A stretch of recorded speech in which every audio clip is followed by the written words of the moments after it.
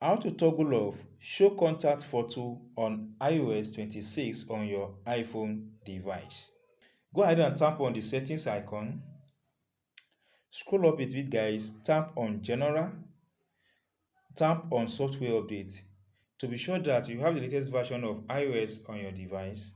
Now that I've done that, tap back from this place, then scroll up to the base of this page. Under settings, tap on apps. Now from the list of apps you have here, scroll up until you have access to app message on your device, or come to this search button, type in message to easily access the message app on the list of apps you have on your device. Now scroll up a bit guys until you get to this page that says show contacts photos. Tap on it guys. That's all guys. If you've been able to toggle off show contacts photo on iOS 26 on your iPhone. If you get this tip and have not subscribed, please subscribe for more updates like this.